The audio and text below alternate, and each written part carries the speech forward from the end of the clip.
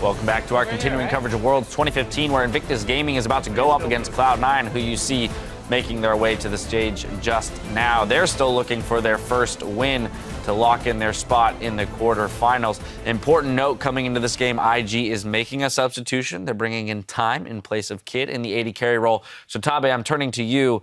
What kind of information can you give us about this player? Because Time is also a Chinese player and he always play in the Chinese server, and we always met and dual queue in the rank. And he is famous for his feign. Yeah, maybe he can break up some feign games because there's only a few games have feign. Like Double Lift is playing feign too. So in the Worlds, maybe we can see more feign. I've also been told from Spawn during the break that he is known for Corki as well. So I guess they have both options, going either very late game AD carry with the Vayne or the early game pressure. Corki is a pick we haven't seen yet. Yeah, but unfortunately, Time can't rewind himself, and he's not going to be able to really make an impact except for trying to kaboom C9 themselves. So either they're going to try to have some fun and just like, you know what, we're just going to relax ourselves, or let's just play a spoiler and really try to get our win in, because these Chinese teams have a lot of pride and they will definitely want to give it their best, as we saw LGD yesterday. Yeah, the spoiler here would be if they hand C9 the loss, they're 3-3, they'll be playing a tiebreaker to make it out of the quarter, or make it into the quarterfinals out of group stages. If C9 is able to bag a win here, they'd be playing a tiebreaker for first. So a lot on the line for Cloud9 here. Yamato, when we look at this team, they've been struggling all day today.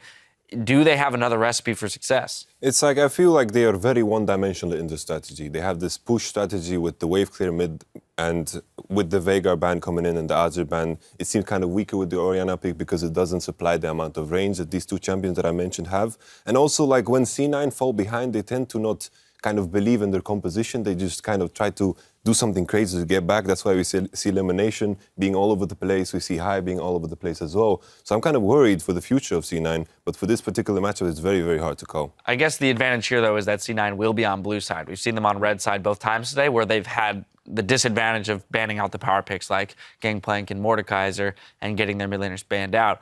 Is that a string of hope there that NA fans can hold on to? It really is, that they're finally able to get rid of those two bans and try to focus on other bans that are not the Mordekaiser and Gangplank. There's a lot of champions that are really affecting the meta right now, especially for them, because the bans, not so much what they do, but what the opponents do, are unlikely to be able to ban Azir and Veigar. So one of those is probably going to get through to them. If not, they get the Gangplank, the Mordekaiser. They can go back to more comfort picks, because the Lulu for Incarnation, not sold. The Orianna as well, with the teleport into a heavy CC composition, really didn't like it. So let's just go back to those other comfort picks, try to get the win via that. And since IG's on red side, Tabe, that makes it a lot harder for them to deal with some of the things you pointed out.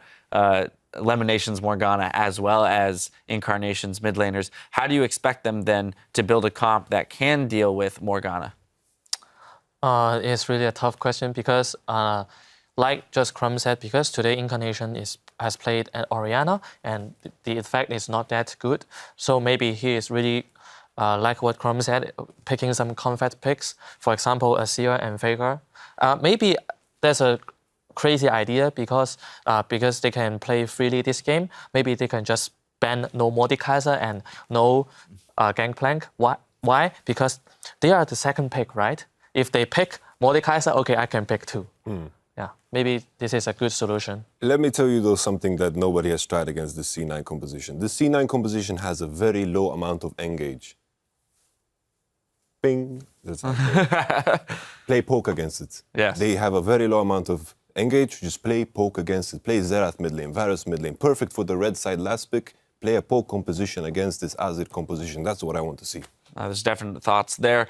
There is a slight delay as Time is having some equipment trouble. So while we get that sorted out on stage, we have some more time to talk, gentlemen. But I'll expand this to the tournament, because as we mentioned, IG can't get out of group stage. Cloud9 can with a win here, but even if they don't get the win here, they force a tiebreaker with the loser of the Fnatic and AHQ games. When we look at these three teams, Fnatic, AHQ, and Cloud9, Fnatic's looking pretty much unstoppable.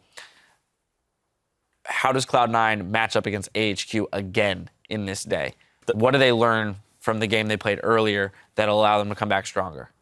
Actually, it comes down to a coin toss. 50% chance. Are they going to get the blue side or not? Otherwise, I think they're just not going to be able to hold up right now. HQ look impressive in every aspect compared to Cloud9. I'll stop you right there. It actually isn't coin toss. It would be based on shortest average win time. So we'd have to have those calculations run. That team will get the blue side. That was actually a close matchup then. Right. Because it was such close. But, well, regardless of that, the composition that Yamato mentioned, the poke comp, would be very effective. But another point to Cloud9's weak early game is the fact that these compositions that rely on a lot of siege are very late game scaling. The Azir, the Veigar, the Jinx, and Tristana are very slow champions to ramp up. And that's why these two teams, AHQ and Fnatic, have been able to just exploit the early game with the Elise pick and the tower dives so well. They're not prepared for it because in the first day, teams tend to be more reserved. They want to test the waters and see where they stand to the competition. Now that they really know how each team plays, they're like, you know what, screw it, we're not going to play your game. We're just going to beat you in the early game and never give you a chance. So as long as IG sees that same trend and sticks to it, which they could have last game perfectly fine with the composition that they had and they lead, I think they could give this struggling C9 a good run for their money. Looks like teams are about ready, so I'm going to move us ahead to our predictions for this one. It's a big game here for Cloud9. Cloud9 versus IG. Tabe, starting with you, who do you think is going to take it? Of course, I am a fan of IG. I have to support IG. And because on top of what Yamato said, poking composition. We know that Rookie, he has so many, he's really good for his champion pool. His Jace, his Pharah, his Twisted Fate, and Kakao's Nidalee jungling. That means it is really possible for them to play a poking composition. And if they really didn't ban the Mordekaiser or GP, if they first pick GP, maybe Rookie will come out his Veigar mid. Well, Yamato, you've given IG the recipe to beat Cloud9. Do you think they can do it? It's like I wish I could predict after Champion Select, but for the sake of Fnatic, I'm just going to go for IG because it's very hard to predict out of Champion Select. I think it's kind of 50-50. I think the Champion Select is going to decide it, but I will just go for IG. All right, and Crumbs? I'm going with Cloud9 based on the fact that IG was unable to capitalize on early game advantages in all their games so far, even the games first week where they had a lead against HQ, unable to do so. Same this week. And Cloud9's macro game with Vision is just a step above IG's with their affinity for these carry junglers that just don't provide the vision combined with the underperforming kitties. I just don't see it. If it comes down to a strategic game, even with a poke comp where you need a lot of macro knowledge, I think they are just going to fall short. So Cloud9 for me. All right, Crumbs, holding on to hope that NA is going to come away with one win here in week Please, 2. it's the last and straw, before we step into the caster booth for picks and bans, we'll hear how Kakao thinks Cloud9 has high to thank for their decisive objective play. 초중반에는 파밍을 하고 자기 팀이 좀 5대5로 갈 수 있게 균형을 맞춰주는 역할을 한 다음에 그러고 드래곤이라든가 바론이라든가 이런 오브젝트를 칠 때 망설임을 없게 팀원들이 망설임을 없게 좀 오더를 내릴 수 있는 그런 역할을 할 수 있는 것 같아요. 되게 바론 치는데 되게 망설임 없이 치더라고요. We'll find out just how powerful high shot calling can be as his team needs to bounce back from a 0-2 start. And they need to win. If they pick up a win, they qualify for quarterfinals, and then they're playing for seed or waiting for the seed battle to finish. After going 3-0 and really getting a good place in the group, C9 are basically doing the reverse sweep so they can start their quarterfinal 2-0 up in that best of 5 and really get in a comfortable position. So That is next level meta. I talked to Jack, their owner, and he's like, that's exactly what we're doing. Don't worry, guys. So IG, they've subbed in Time in place of Kid. What are we expecting from Time in that AD carry role? I just want to make something clear. Time jokes are off the table. You say it's no time for jokes on the AD carry Name puns? The name puns? Yeah. Yeah, so real quick, Time played 8 games in the LPL while Kid was out. He played in week 10 and 11. He went 4-4, so a respectable record there. 5 Lucian games, 2 Vayne games, and a Kog'Maw. We'll see if Cloud9 seems to care about that at all. Blue side in the group stage has been the side of target ban. Yep. His Jinx off the table. That's interesting enough.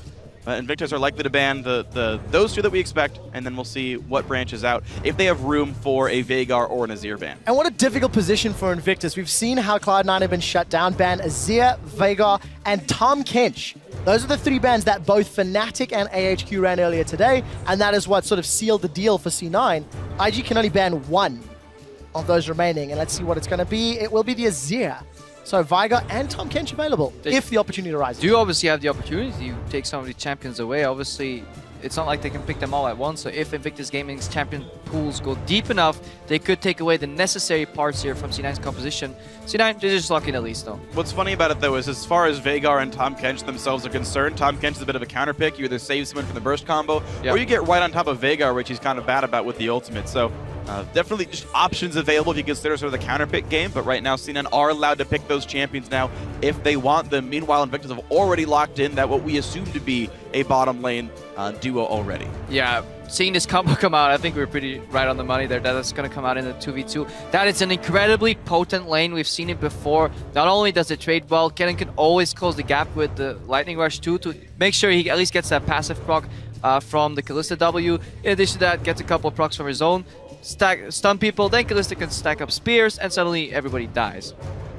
I love it how you make it sound so simple. If they don't fight back. Yeah. Yeah, we'll you have just to see- auto-attack a target dummy for a while. And then they die. Yeah, weird. Don't you know? That's how you get the challenger, Every man. time I fight a target dummy in a game, it never dies, though. They're freaking invincible, so I don't know if this is actually going to work. So for IG, both games that they've lost today, their opponents have brought the fight to them. Very aggressive, very in their face, and look to skirmish around multiple towers. Cloud9 have not necessarily played that style. They've been focused more around the actual tower kill itself. And with Tristana and sort of the defensive Morgana locked in, it's a similar recipe once again for Cloud9. Yeah, we've seen this before. Cocoon and Binding to keep them in place. Really well scaling AD carry if things go rough and we have to get to the late game. Tristana trades well into Kalista, and this time IG's bot lane, unlike Fnatic, can't break the Black Shield to really get rid of the stuns from Kennen unless the support Kitties plays incredibly well. But Kitties has been a little bit lackluster this tournament. Oh, here's a champ we haven't seen in a while. You heard Tomato Cannon himself talk about it, playing poke, and right now Nidalee being hovered. It's actually one of Kakao's very best champions as well. This is something that was so scary back in the LPL. Of course, Nidalee had some nerfs ever since the playoffs, but it looks like that's the consideration right now. She does fall off a little bit, so IG will need a lead into the mid game to really get ahead there. Difficult for Invictus. And we'll find out if they can pull that one off. Lyssandra's locked in. Also another potential flex here for IG. Could be for Zitai up top, could be in the mid lane. Saw Bjergsen running it yesterday. Not too much success, unfortunately. But kind of a mixed bag here for IG. You've got poke from Nidalee, you've got all in from Kennen, Lysandra, Kalista to some degree. So a mismatch of flavors. Yes and no. If you look at traditionally how Nidalee was played, it was all winning lanes, pushing in, allowing Nidalee to go in and counter jungler, neutralizing the enemy jungler. Kakao said in his pre-game interview that, Hai was the foundation, and if he just farms in the early game, then he joins his team to even things out. Well, you can get him while he's farming if he does predictable routes. So in that sense, that could be a strategy here if we see Lysandra flex until she plays into a decent pushing lane, which she can in the mid lane. Every Veigar lane almost gets pushed in. We have the counter pick in top lane. Suddenly IG, they could be setting up for a triple push aggressive jungle lane, and this game could be over in 20 minutes. And we've seen games completely opened up by Balls getting behind in his lane, getting pushed on, getting dived. And Zitai was one of the better top laners coming out of the Chinese LPL. We'll see if he can win his lane, and that dive that we expect from Nidalee can happen here. C9, though, they get a comp. They would probably blind pick if this mode existed for them to be competitive. This is exactly what they want to play. And at the same time, that's good for C9, but Invictus game, they knew this was coming. This is no surprise. These champions have all been played a lot. Now we have an aggressive counter matchup here where Gnar can continuously outtrade. They're not going with any Malphite. Like if you look at Invictus comp, sometimes you can think, oh, we need hard engage. Well, no, you just take out the team fight perspective. You just win every lane as individual elements. You don't allow Cloud9 to group, because that is their strategy. Get one tower, group in the mid lane, combine your powers. We've used to call it an Exodia comp, where if you get everything together, then suddenly you win the game. If you deny Cloud9 from doing that, which Invictus Gaming very well may do, and Kakao can really work in between the lanes as an aggressive jungler, then we have a very interesting match on our hands. The difficulty is those lanes actually have to win. Earlier today, Zitai had a kill advantage over his opponent Ziv, Olaf versus Darius, and he got killed 1v1. We saw now a substitution. Time, how much has he been scrimming with Kitties? Kid was underperforming. How is Time going to do? Same champion as Kid from the previous match, but they need to win those lanes to allow Kakao the freedom to move around. Yeah, win or push. You can go even on CS, and usually that's fine because at least somewhere on the other side of the map you have some pressure. But if you go even in CS in every lane, but you're pushed in everywhere, your jungle will completely annihilate the other jungler, and you'll be working with perfect information, and then you will get an advantage somewhere else, be it dragons, be it some neutral camp somewhere. Well, something to watch for then. What can Kakao do with his lanes that he's expecting to do very well, guys? It's going to be one to watch for. They got to pick their duo lane at the very start. They thought Ken and Kalista would do it. They think it's going to be enough for Invictus. Tweet hashtag IG win, but Cloud9 running the comp that they know and love, and everyone can predict from them. We'll see if they can do it, and if you think so too, hashtag C9 win. And such an important game for Cloud9. If they win, they guarantee themselves a spot in the quarterfinals in London, and seed will be determined by the next 2 games. But right now, the crowd in Paris will be cheering on Cloud9 as they take on Invictus Gaming for their last regularly scheduled games in the group stage. And for IG, it's playing the role of spoiler because they unfortunately cannot advance further in the tournament. So we've talked a little bit about what IG needs to do to counter Cloud9, but then we should probably refresh. What is it exactly that C9 wants to do? Well, in this game, I think they want at least to get a lane swap, to get to the early game, open up one tower, and C9's signature move so far has been pushing up with Sneaky and then rotating into the mid lane for the siege. And we'll see if they can do that. I mean, I know back in the North American LCS, we thought that Tristana was a great matchup into Kalista. You could sort of win the short-term trades a whole lot better. And you know, C9 are actually known for playing heavy push, heavy aggressive lanes. Elimination played a bunch of Karma, for example, just because they really relied on getting that lane push going. We'll see if C9 are able to play around that. Kid and Kitties was the starting duo for Invictus Gaming, and they'd been losing lanes so much that in the last game of the World Championship, IG did bring out their substitute. We saw LG do the same thing and actually win some games, and they brought in Flame. So maybe the bench is going to be what works here for IG. Yeah, it's going to be a difficult task. Cloud9, they got their bread and butter comp. They got the style that allowed them to go 3-0. And this is the first time that they were able to get a similar sort of flavor, but it looks like it's going to be standard lanes, however reversed. You can see both Time and Kitties somewhat predicting it. They've moved themselves up top, and Sneaky and Lemon also moving themselves past Gromp. This is interesting. We didn't have the deepest of wards down. There's one revealing the red buff of Invictus. That's from C9, but no such deep wards from IG. So this will be a blind-picked lane swap from what I can tell. Yeah, we'll have to see. Normally you see both teams do camp here because that's what you expect. But Elimination and Sneaky are actually moving in. They have been spotted here, so Kitties and Time are hiding. This could be a really good opening trade. Could be a lot of damage. So early. Already chunked down to half. You never trade until he actually steps into the brush, because then the surprise just gets you at least 2 more auto attacks. So that's already trigger happy here. It's expectable.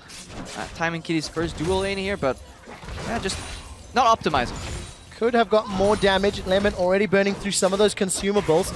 Moved himself up into lane. We'll take a look at these trades. Sneaky about to get aggressed on. Actually going to put that explosive charge onto Kitties and gets 1 or 2 autos while Time's on the backline farming. And before we move on to the other lanes, any Morgana lane is so centered around the bind. It's almost like Blitzcrank, where it's a zoning tool more so than the power that the bind actually brings. If you miss your bind, you will immediately see good bot lanes just step up on you and trade, because you have no counter trade potential. That was a good trade still from Sneaky's on Kitties there, but overall, this guarantees that IG is pushing. That's 1 check mark already. Pushing top. Let's look at the mid lane.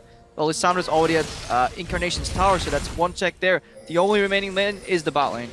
And we're going to see that one actually is pushing away from balls here. He's actually pushing Zetaya back under his turret, but Mega Gnar about to be popped. Could be something to be afraid of, but right now both junglers are just hard farming. No wards have spotted Kakao's jungle path. All C9 knows that it didn't start on his red buff, but that's not exactly a surprise for anyone.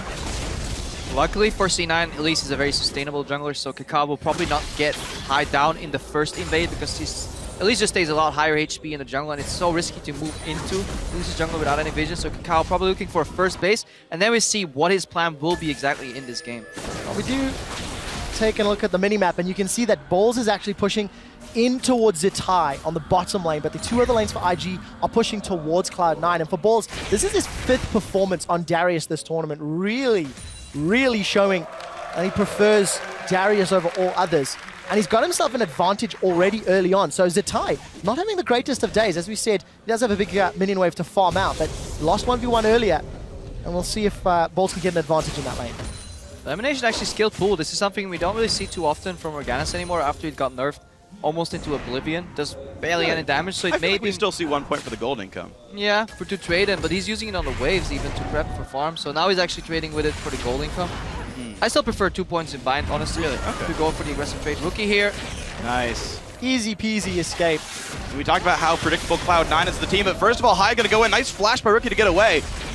But as we said, C9 picked the same champions every single game. Before the Veigar, actually it was after the Veigar show, I forget actually, but the Lissandra very good into that one. High getting jumped on by Kakao, has to flash over the wall. Kakao still in range though, jumps in, gets first blood in High's jungle. And that is exactly what Crippo was talking about, pushing lanes, and you can see the play evolve. Kakao inside Cloud9's jungle, he had the support of Rookie, and that allows him to secure first blood. Be a really good move there, and also we can see why the Lissandra was picked early and then Flex, because they wanted to see the Veigar come out, and then they knew, because Lissandra E can actually still get you out of the Veigar cage. A lot of these conventional mid lane champions, as we see Kiddies take some poke here, they can't get out of the cage because they have to dash through it, and then obviously the new Veigar cage stops your movement. But Rookie can send his projectile over and he warps, he blinks outside, so that actually makes it really easy to play into Veigar. In addition that he can self-cast the ulti on himself, so a lot of counterplay. Zetai's in trouble, gentlemen. He needs to crunch out. It's gone into Good Leon, flash. flashes the point-blank cocoon. But summoner spell blown, so High has been able to get 2 summoners. However, he has given up first blood. And High has been revealed, and look what Kakao is looking to do. Well, he's going to look Again. to hunt. Now he's on the hunt as though he's playing Rengar, but he's a different feline. This game, High forced run away after Chilling Smite to buy a bit of distance, and now the Spiderlings will just tank the Javelin. He'll be okay. And yeah, if you look at the draft, you're like, how and why did C9 get this exact composition? Well, because it's becoming relatively predictable, and IG is using that into their favor. Every time High reveals himself, Kakao is going for an aggressive move. All IG has to do is survive the ganks. 2 really solid flashes, one by Rookie and one by Zetai, have actually bought Kakao the time to really counter that play. And look at the parts that everyone's playing in this matchup as well. Rookie, first item, gets a Negatron cloak, saying just make sure I don't get an Incarnation, I'm flashless, let's have no damage happen at all. Elise is a magic damage jungler too. Let's survive this lane because we know Zetai can win this matchup already at 5 CS. We know the bottom lane that we picked on our very first round here on Red Side can win as well, and they're up 8. And what I also like about Rookie, not only the itemization and the decision-making from the team comp, Lissandra is somewhat of a soft counter to Veigar. That Glacial Path allows you to get away from the Event Horizon. You can self-cast your ulti and survive.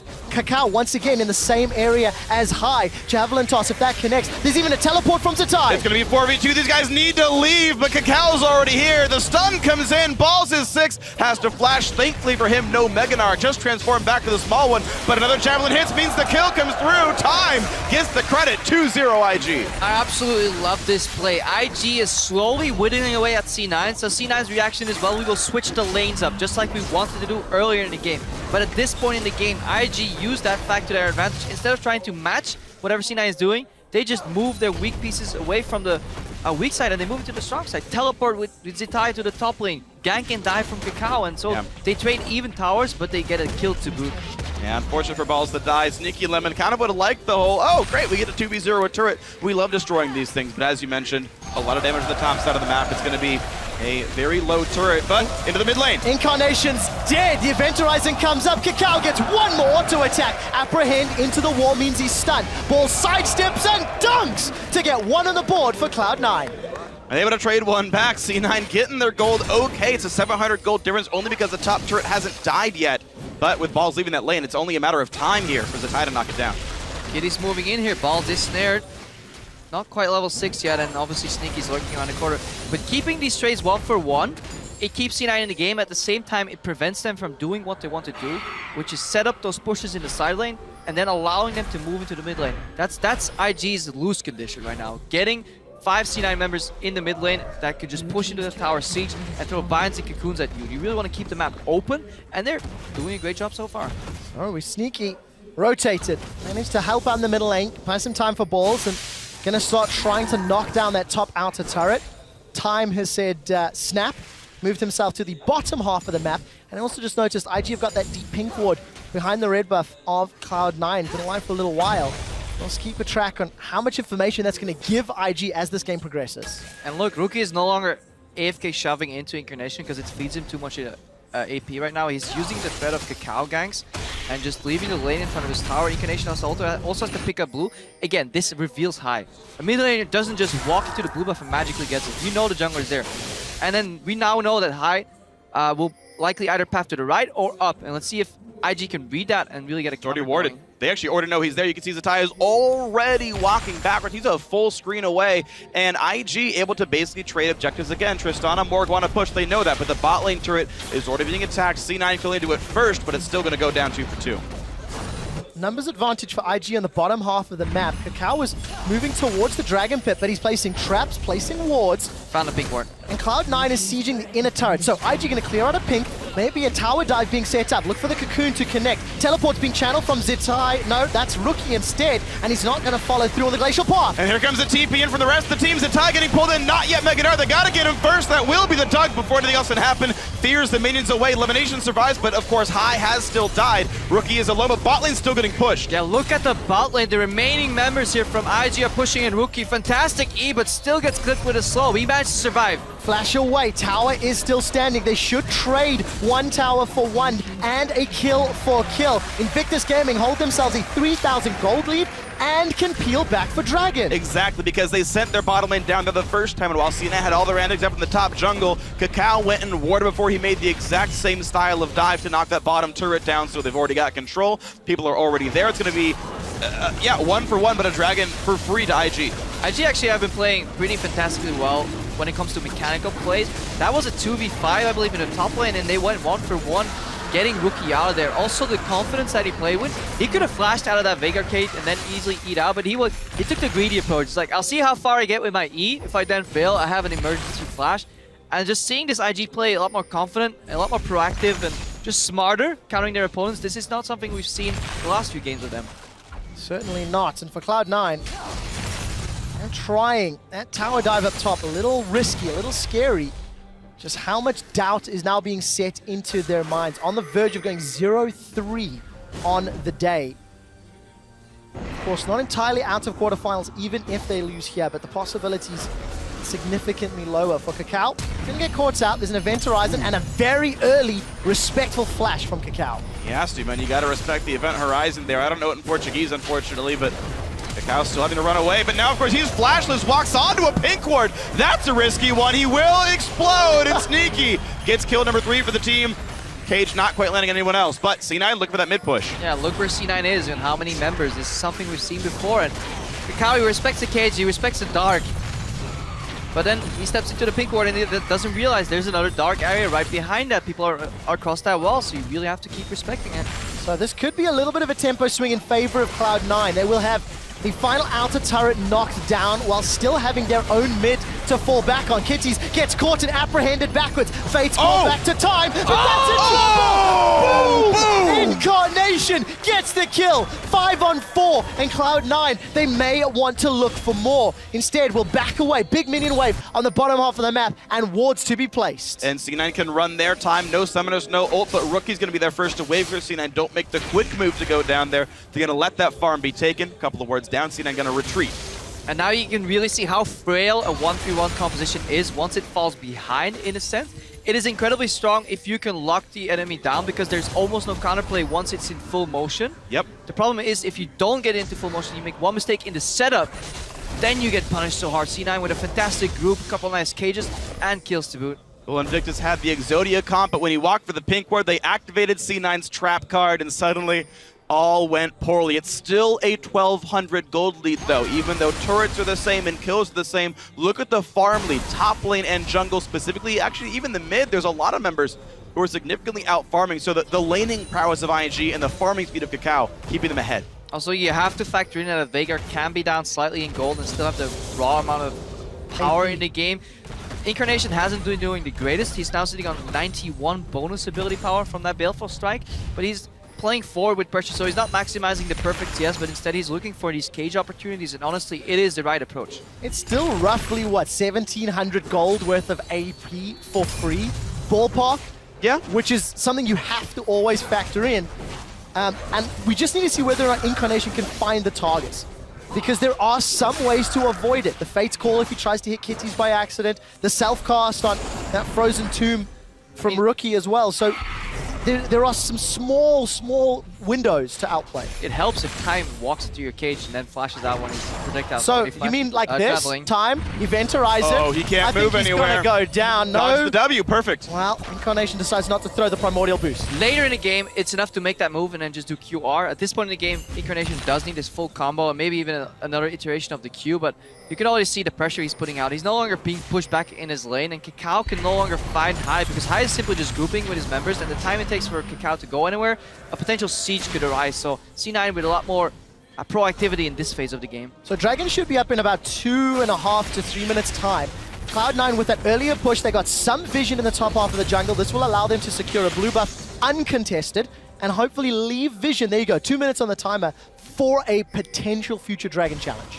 But the thing is, right now, C9 are slightly owning the map. There's wards kind of a mismatched side. There's a bunch of wards on the left side of the jungle that are IGs, which doesn't mean very much. There's no turrets to contest really up there. Baron's not up for 5 minutes, so C9 are actually the first team to get relevant wards on this side of the map.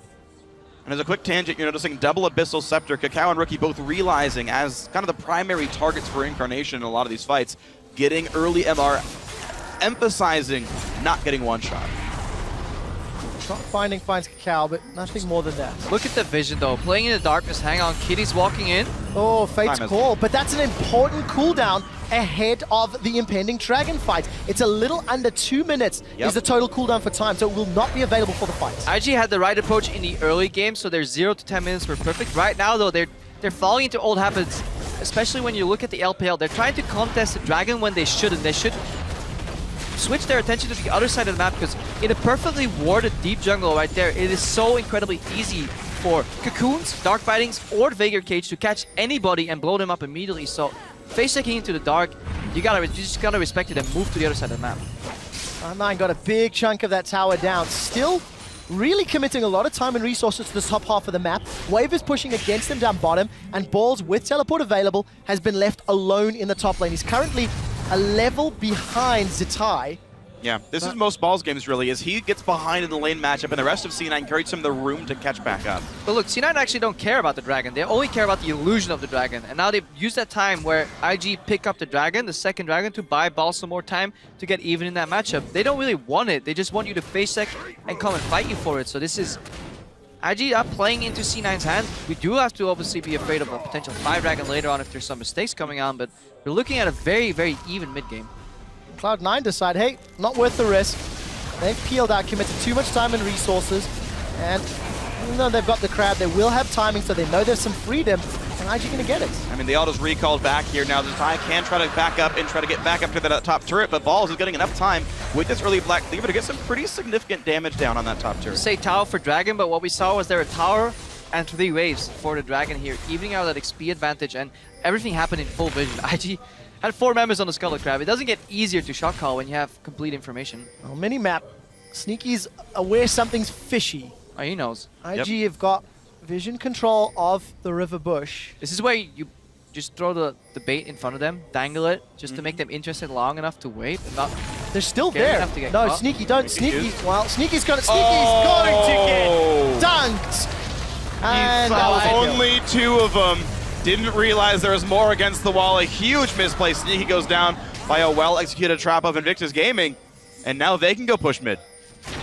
On the numbers advantage, Zatai's Mega Null will be timing out. And the rest of IG gonna wait for another minion line to conga its way to the Christmas cage. Cloud9 gonna look to defend the best they can. They have I'm looking pulled. for a cage fight here. They pulled Balls down, still not level 11. But he doesn't use his teleport, and it looks like Cloud9 can hold for the time being. IG just lost their primary engage though on that pick. Because if you look at what they're bringing to the table, Kitties is secondary engage. Zitai with Gnar is secondary engage. Kakao is just damaged. So all the really hard CC that is targetable is on Rookie. Without his ulti, he gets blown up immediately. More importantly so, there's no way to disable the Veigar. If you go in for any hard engage, Veigar Cage comes out and you get denied. Either you get stunned or the team that follows up on you gets stunned, so you really want to buy some time. And then you need the Zonias or the ultimate available for Rookie. Unless they can stack the CC right away. A flash ult from Rookie, throwing in Kitties and somehow getting a knock up into the chain stun. These are possibilities, but of course, it will be hard. Flash down, ulti even still down from Rookie as well. Now, we mentioned the top lane turret getting chunked earlier. I just want to point out that it is still alive at about 300 health. The threat of the frozen mallet rush Gnar was too great, and Balls actually backed out quite early and didn't finish it down. And look at Kakal's build. Not only did he go second item Abyssal, a QSS picked up as well. Wow. Get himself out of those bindings or even Event Horizons. Like, it's more MR, but it's a defensive build. It's one of these suboptimal routes just to deal with some of the threats that C9 have It going looks forward. suboptimal, but when we saw Score face off against the Veigar, I think it was yesterday, he went in every time and he almost got blown up immediately as a tank of Rek'Sai. Yeah. So somebody has to take that cage. You can't wait for him to not cast it. That will come out at one point, and the most ideal player to do that is either your support or your jungler. So in that way, it does make sense for Kakao to take that approach. All right, he can stay alive as best he can. Of course, you mentioned the support tanking it. Kitties can always get ulted out, so you hope for C9's sake you never see Incarnation's ulti come out for that, Kennen. And we'll see. Lots of Magicers being stacked on the team means it is an easier playground for Darius and Tristana, who are not being itemized against in any meaningful way right now. You can feel the slowdown now as the inner turrets are so much more difficult to siege. Cloud9 had a good ring of vision, but they may be falling prey to some shenanigans as Invictus have moved their way into this bottom quadrant of the map. Balls smell something fishy and will back away in time. There's no real vision for Cloud9 in their own jungle, and they are losing some control. They're moving to the Baron area already, though, faking a potential bait here. Teams don't really have too much vision in the Baron pit or in the Baron area at 20 minutes into the game, especially if your jungler is not running Sightstone. Remember, this IG is playing a very spread out style with very limited amount of wards.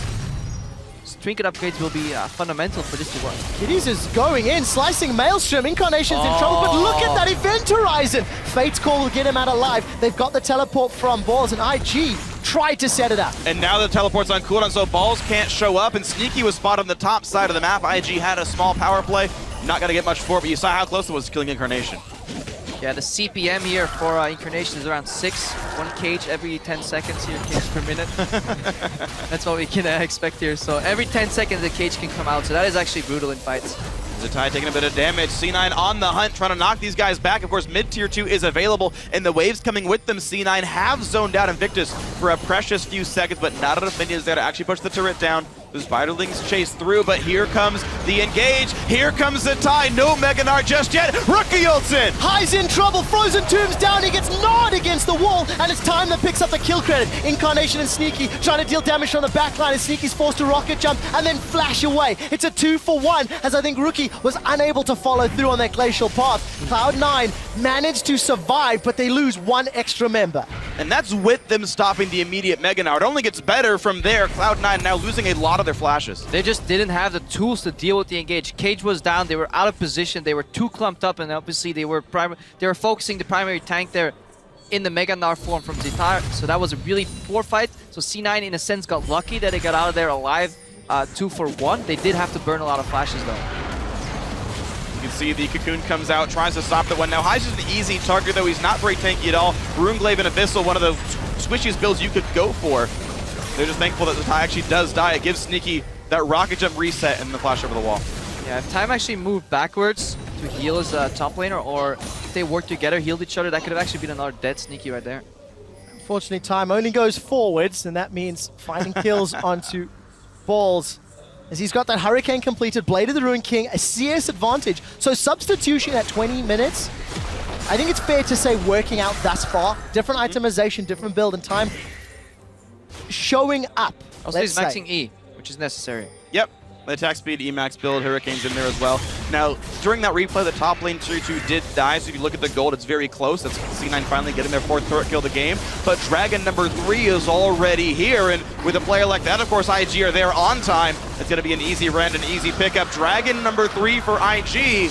C9's going to start sweating. C9 is still grouped.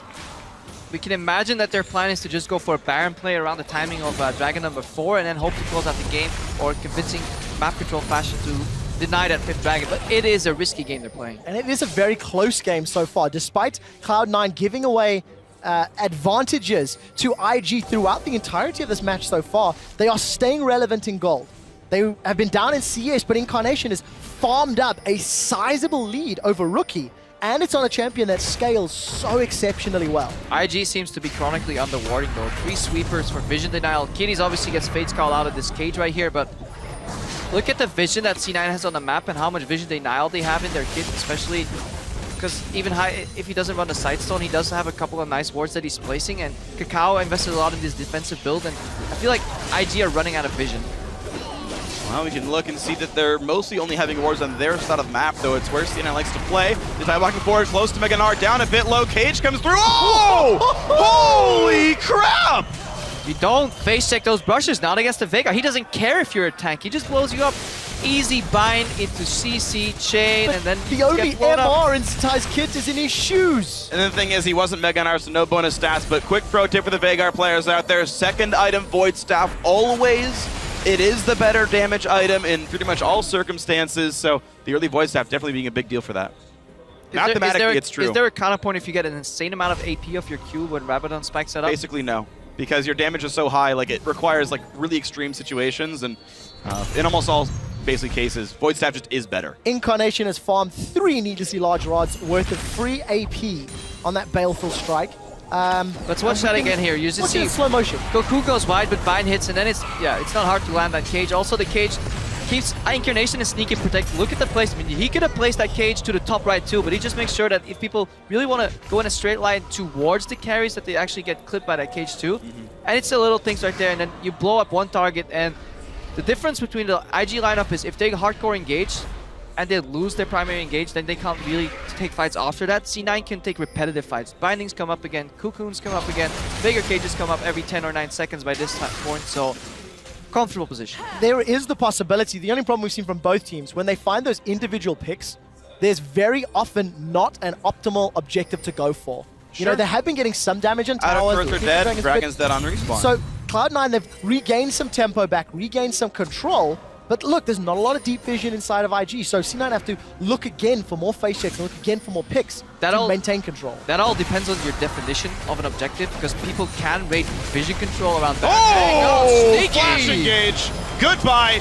Good Zhonya's there, and here comes Kitties as well to lock up the team for a little bit more. There's plenty of time here, and they've got to run and run away. Invictus looking pretty good, but you're still seeing Balls to rejoin this fight. 2 kills already for Invictus. Another lockdown of this Darius. Not long for this world. A double kill for time. 5 and 1 on Kalista. 3 for 0. It's not over yet. IG have got a minion wave pushing forward. 5v2. All of the wave clear is going to be reliant on Incarnation, and instead, IG look towards the Baron. 5 seconds before Sneaky's up, 20 before Balls and higher up, and there's no TP for Balls. And will they start it? Yes, they will. So tie up in the front, Kakao putting the damage in here. Elimination and Incarnation kind of by themselves, holding their hopes for an auto berth into the quarterfinals if they can win this game, but it's slipping away now. Incarnation is going to try and time a WQ combo. Can he steal it? A perfect! Oh, not going to work this time. Invictus get the Baron after the team fights. That was actually a really smart approach from Invictus Gaming. It even caught me completely off guard as I was going to go into a rant about objectives and vision control. IG, they played on their strong side where they had vision denial. Rookie snuck in and he just went in with the E from Losano. Something we very often see mid laners do, but they just did it from the right side. Left side was completely in control from C9, and it gave them a false sense of security. He just comes behind Sneaky here, instant flash R, denies the jump, Cage is not enough, and then follows up here on Incarnation. So has the zone, has to deny ulti, that Kitty zones, he gets pulled back. So this is a beautiful engage sequence here from IG overall. Even High trying to go back in, just gets knocked up by the second part of the Kalista ultimate there. Then Balls just kited too much because there's no CC left for him. Incarnation zoned out to the wrong side. High is already dead, nothing he can do. 5 and 1 on Kalista for IG. Thanks to the fight in the Baron, they now built themselves a sizable lead, 4,000, the largest of the game so far. Got themselves some key item breakpoints, and they're slowly creeping that vision into C9's territory. The story of the 0 to 15 minutes game plan for IG repeats itself here though with the Baron. They really want to split push, keep C9 spread, because even with Baron buff, moving in here is incredibly hard for IG because they'll have to go for a really, really big dive unless they can flank. C9 will have to yield some towers, but when it comes to defending the base, it's incredibly hard to flank there, so likely we're going to see some split pushing after these initial towers drop down. That's what IG wanted to do a long time ago, and that's what their team composition can do very well in. Another Dragon is up. This will be Dragon number 4. Cloud9 are relatively close by if they wanted to contest.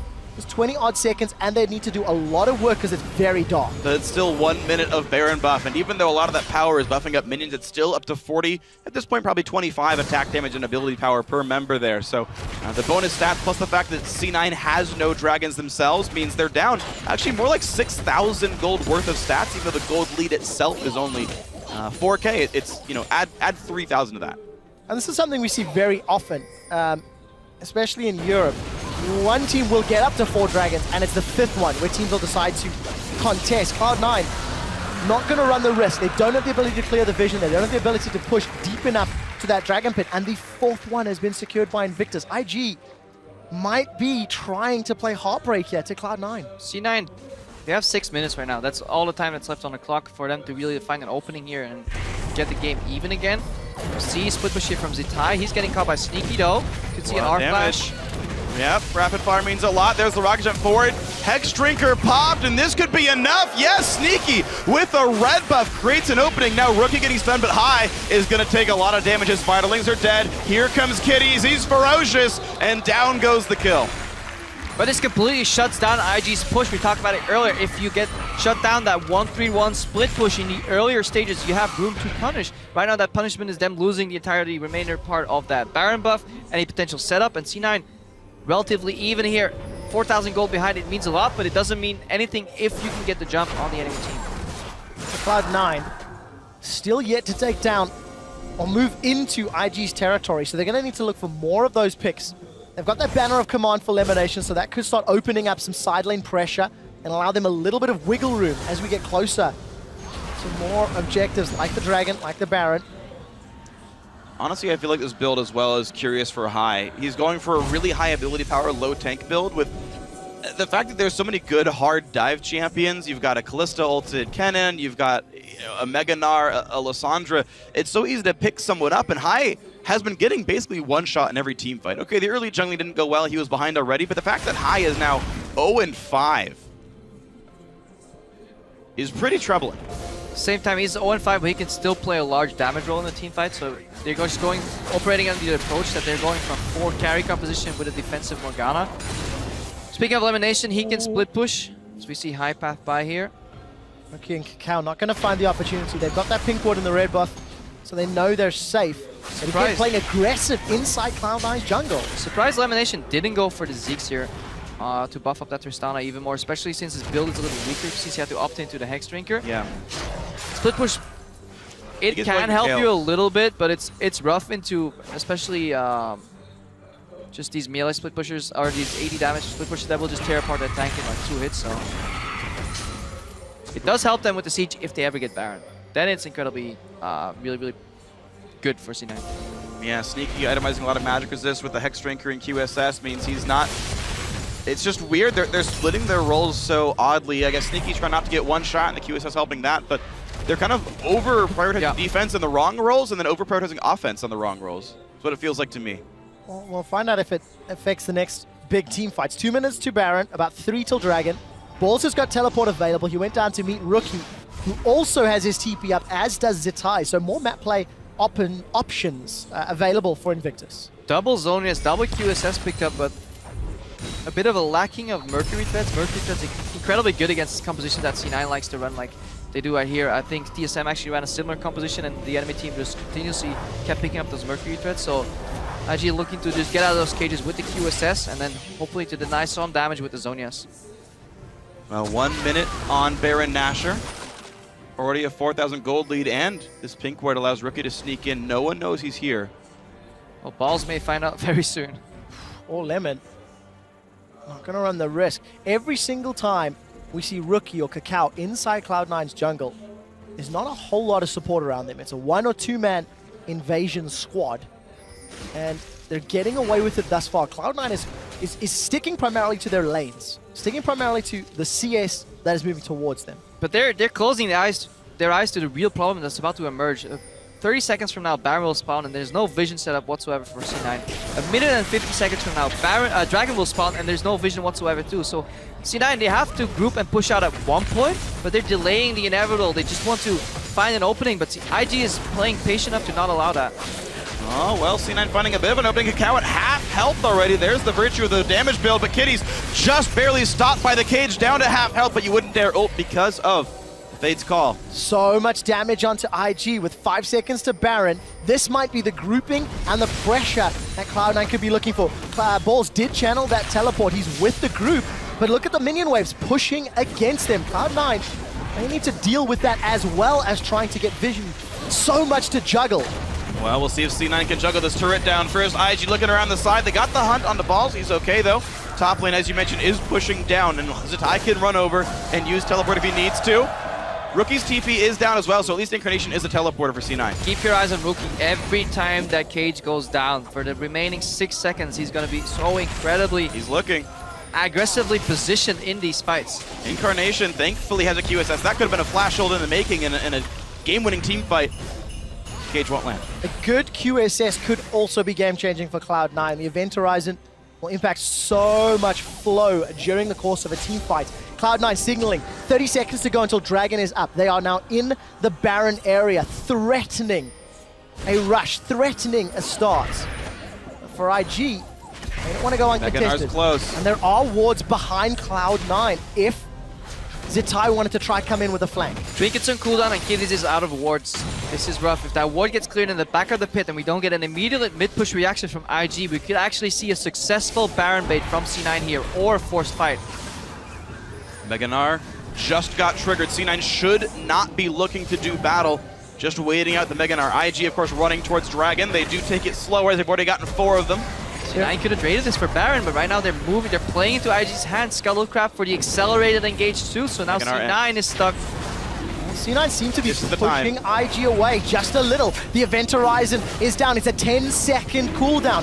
It has been pulled. C9 can burn this. Dragon is out of the pit, but now it's C9 backing away. Look at the minimap. Minions pushing towards Cloud9's base. Invictus are in control. They've got the Scuttle Crab for engage power as well. And Nars no longer tired. He can build up this bar and get himself back in on this one. Kakao and Co are starting though. C9 walking in. Zatai on the wrong side as Mininar. This is full aspect of the Dragon. It has reset. The Dragon is regenerating minions again, pushing towards that inhibitor turret. The Event Horizon's down. Dragon's been rushed. Cloud9 secure it. The zoning Event Horizon, and they're trying to get away. And this is exactly what Kakao talked about in his opening interview. Kyle's Levitation has to run though. They're going in. Kitties is gonna pop the ulti. Event Horizon buys some time, but here comes Rookie. Incarnation gets out, but Zatai is Meganar. He finds the stun. 2 kills already, and they're not done yet. A quick kill back comes in, but it's a slaughter right now. Invictus are looking to clean up. Sneaky, along with High, the last 2 standing. 3 for 2. Baron is alive as well, and Invictus are peeling back. But if we go back to right before this game, Kakao talked about why High is such a successful jungler, because there is zero hesitation whatsoever on his objective calls.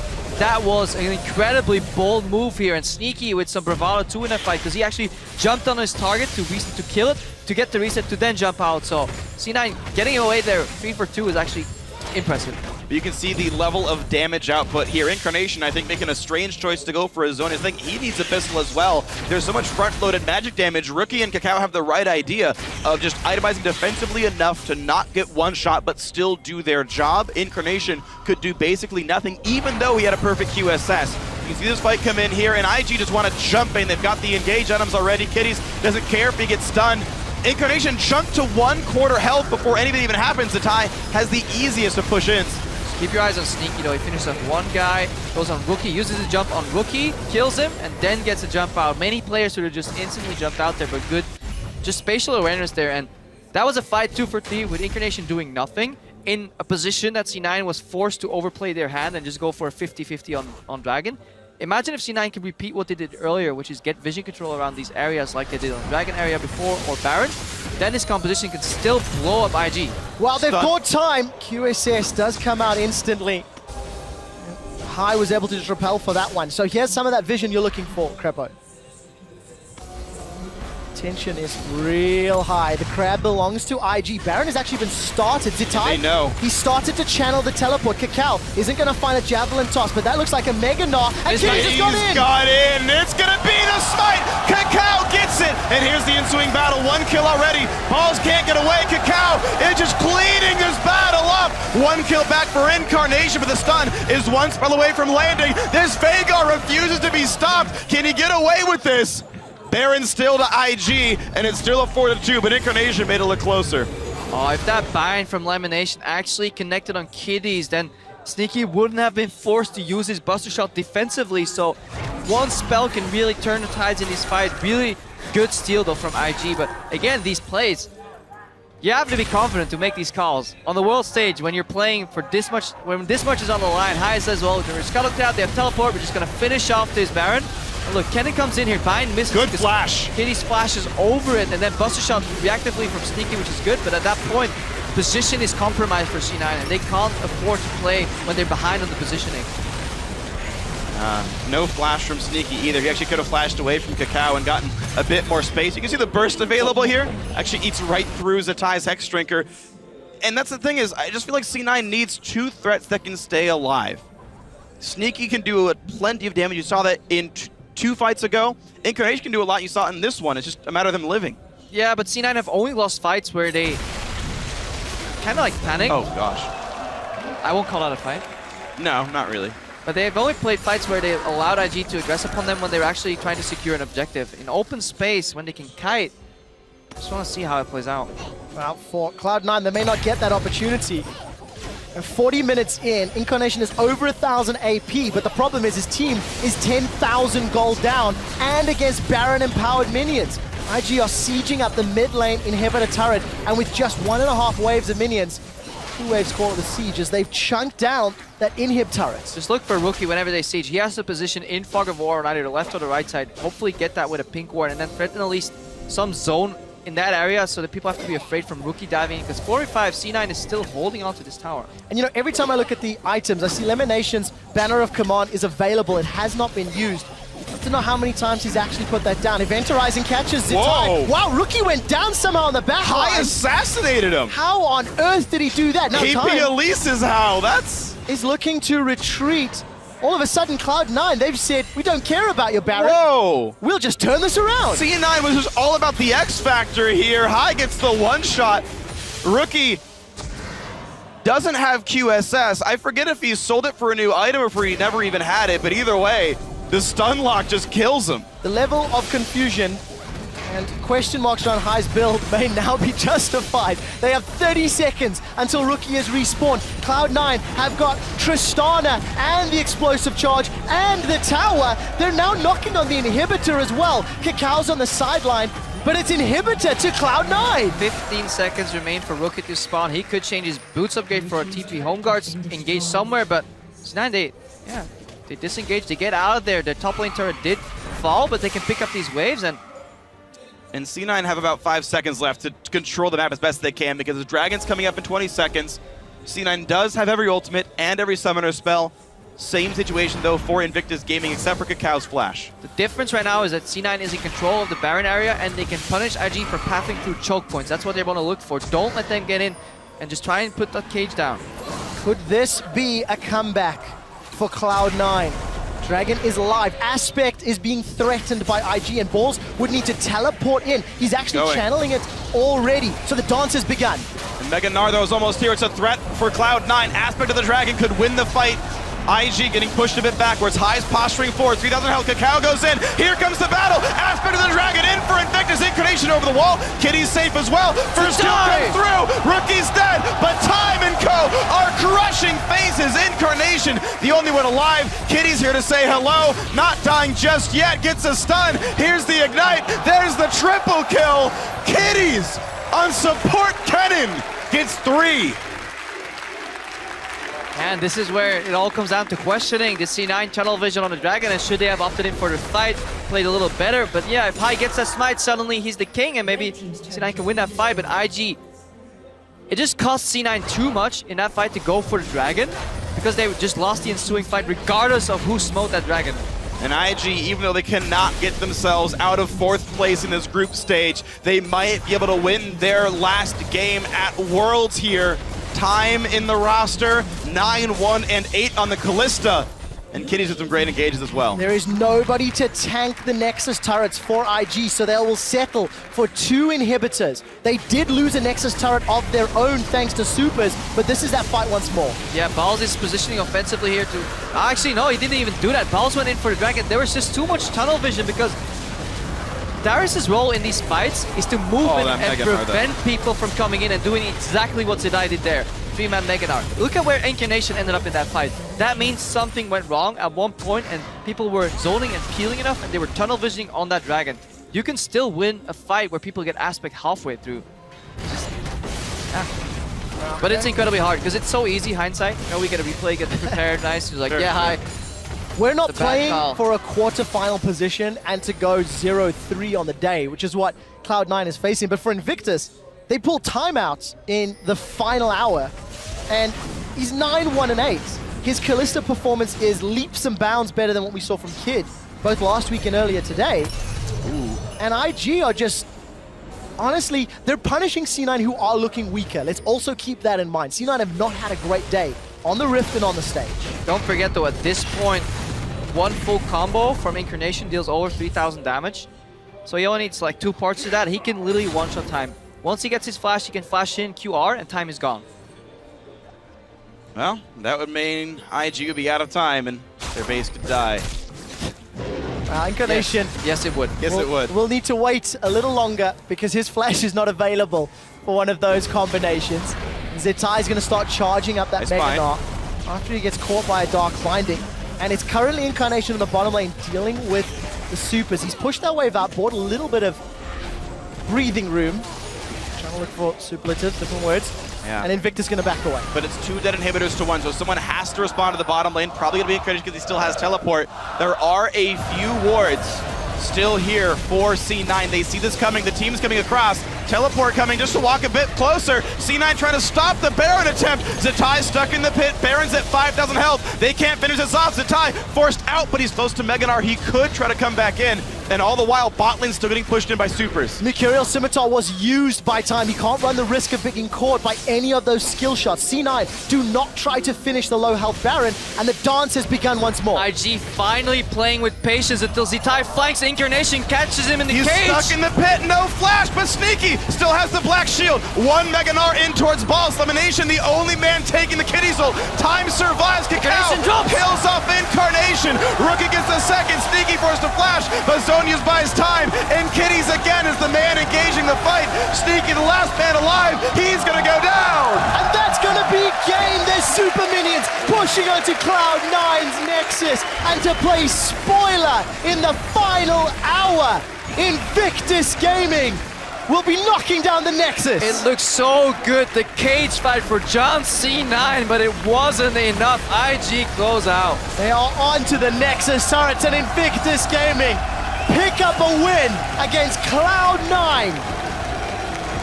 Well, time to go down in history books being undefeated at the World Championship this year. His first and only performance here at the World Championship. Had a great game for himself. This felt a bit like the IG I think we wanted to see, that many people had predicted as being at the top of their group, but instead they still finished 4th. Yeah, IG, with that roster swap, really invigorated their play. And they added another dimension to their play here, really Yeah. came out. So, what does this mean for the rest of the day? First of all, I love hearing the Parisian crowd yelling IG as well. Great support, regardless if they're home team or away. The next game is Fnatic AHQ. If Fnatic win, they will clinch first place Either and team. force a tiebreaker with Cloud9 and AHQ for second. Right, whoever wins that game is the number 1 team, whether that's Fnatic or whether that's AHQ. The winner of our next match is the number 1 seed in the group. The loser of that match will be facing Cloud9 in a 1-game tiebreaker for that second quarterfinal spot. So both those teams that we'll see up in the future have 2 chances to win 1 game to get into the quarters. And C9 continuing that North American trend, 0-9 for NA teams in the last week of the group stage. This could be 0-10, or it could be 1-9, and they would secure that second spot in the quarters themselves. What a story. How Cloud9 first of all get to the World Championships, then they come out the gate swinging 3-0 last week, only to truthfully be picked apart. It feels like their play style has been dissected, and even Yeah. IG, who were weaker today, also took a win. Well, back when Cloud9 was the North American team, back in Summer Split 2013, they just played the same champions and the same comps and the same strategies every single game. It said, I dare you to figure us out. And no one ever did back then. As time wore on, it got harder and harder for C9. And now they're at the World Championship, one of probably their hardest moment ever yet, being such huge underdogs. And they still go back to that one strategy style. And I don't know if it's being daring or just being, we actually only ever knew one style. You know, each year we pick one and we lock that in for the rest of the world championship here. And this is what it looks like here. C9 still playing the same champions over and over again. And, you know, this one, it didn't work out absolutely. One style to rule them all, you know, one style to bind them. Well, but unfortunately, you can flash over those and the Morgana doesn't hit them. Sadly enough. But yeah, really, really big difference here, stylistically, coming out from this group composition versus the spread out early game. IG knew exactly what was coming even before Champions Select was done. So they played around it, and I like just the way Kakao played this early game. Really, really smart, used information, aggressive pounces. Remember when some point in the game, we saw Hai being spotted bottom. He pounced over the wall, the exact frame where Hai was really in front of him. And that knowledge really showed that IG could come back and actually finally play to the strengths of their composition, which was refreshing to see. And you have to step back and then look at all of the Chinese teams. EDG go through as the only Chinese seed to qualify for London in the playoffs. Both LGD and IG are now dropped out for the first time in the World Championships, having not all of the Chinese squads through to the playoffs, and just disappointing performances. Yeah. When they're knocked out, all of a sudden LGD finds some life yesterday, and IG, similar story, finally against Cloud9. I mean, arguably Cloud9 underperforming as well, but just a disappointing group stage for three teams that were very, very highly rated coming into the tournament. Yeah, and it's just, it kind of goes to show you've got to play the games. When it comes down to it, you can have favorites, you can have players that are supposed to be very good, players that dominated their region, but you come here to Paris, you play in the big stage, you play in front of this crowd, their baguettes are waving, they're yelling. Every time you click Pantheon and Champion Select, and I mean, all that, it's a different environment. You've got to get used to it. You've got to be able to show up when it comes to Worlds. Week 1 C9 did show up, and that was beautiful to watch, but here they are playing, honestly, sort of, I guess at the level players expected of them. They were probably supposed to be 4th place in this group. I think that's fair. They're at least guaranteed 3rd, so that's still better than most predictions, which ruins more people's pick'em brackets. Including mine. Including mine as well. But the point is here, C9 still, of course, have that chance to play up. They still will wait the loser of Fnatic versus AHQ. That is, of course, a possibility for these guys, and maybe they will be the first and only North American team to make top 8. Yeah, they could. Although I have to admit, there was a distinct lacking of baguettes being waved in the crowd. Today, yeah.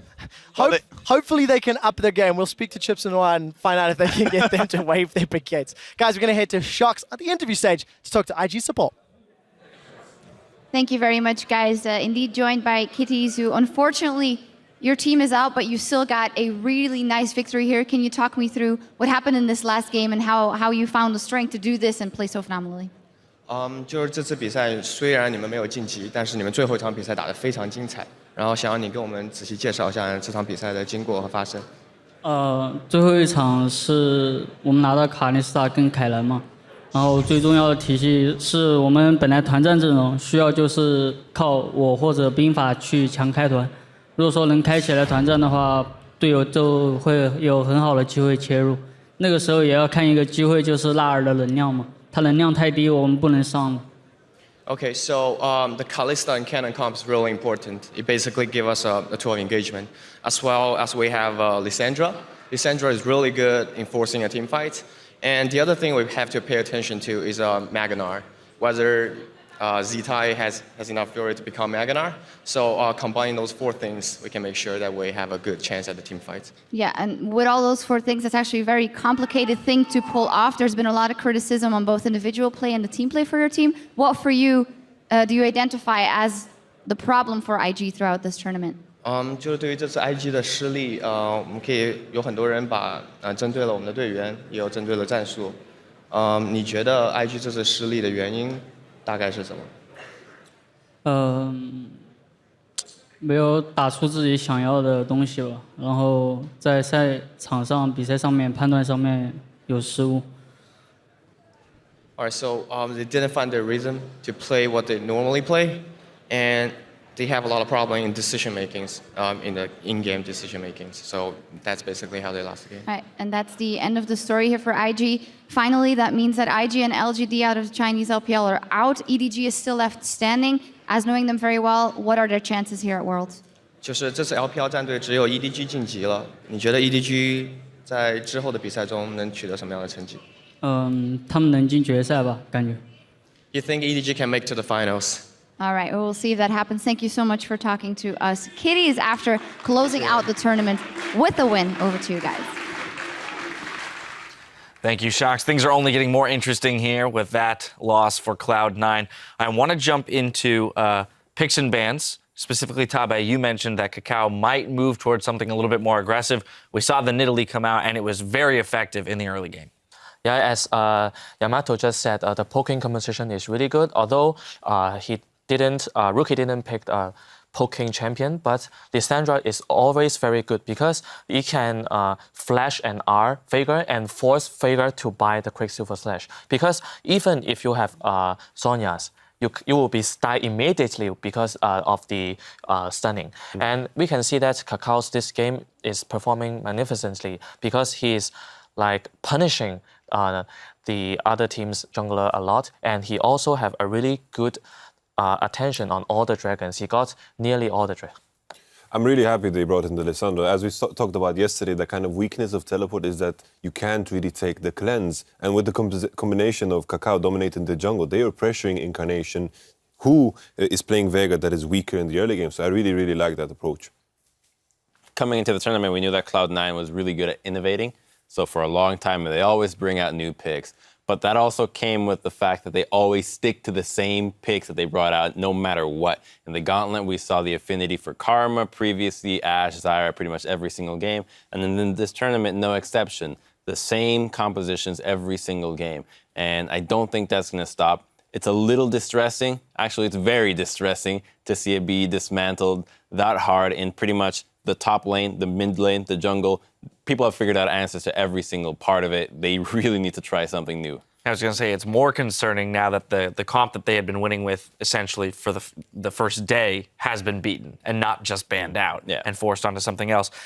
You know, in this game, though, it was kind of interesting because Cloud9 was sticking in it for a period of time. They managed to get themselves into that turret siege situation where they could make picks and take a turret off of it and keep the gold even. However, they were almost too willing to hand over dragons to IG and put themselves into a hole and into a bad position when it came to the late game, having to fight for that fifth. I feel like IG, like with the advantage they took early game, they had like a good role on the game. They had good control of the Drakes, good control of the Barons as well, besides from that steal that Kakao was forced to make. But I feel like IG, I had a good point, but I lost it. It's like... You were saying that IG played it well around holding control over the dragon. Yes. Which my point was that Cloud9 had given up too much leeway to IG in the early game, saying you can have the first three dragons, you can have the first 3 or 4, put themselves in a hole and forcing themselves to come back for the 5th. Would have liked to have seen them make some movements earlier. Okay, I got my point again. The point I got flashbacks from the previous Kalista games, where Kalista, like I remember when Kid was playing Kalista and he had to just E the Baron back in the day, and he had to only ult Kitties in, and he just failed to do these simple things. The addition of time, I felt he managed to do these simple things on Kalista. He was solid, and solid was something that IG needed in these previous games because Kid was doing a lot of these mistakes that cost them the game, and I felt that time was fundamental to securing these objectives with his Kalista play. Now, unfortunately for IG, they will not be moving on in the tournament. And for Cloud9, they found themselves in a tiebreaker match to even get out of the group stage. We'll see if in the time that they have during this next game, they can come up with a new strategy that might be effective against either Fnatic or AHQ, who are playing both, and both are playing next. And both of those teams are eyeing a first seed quarterfinal berth. We'll be right back with a closer look at that clash, so stay with us.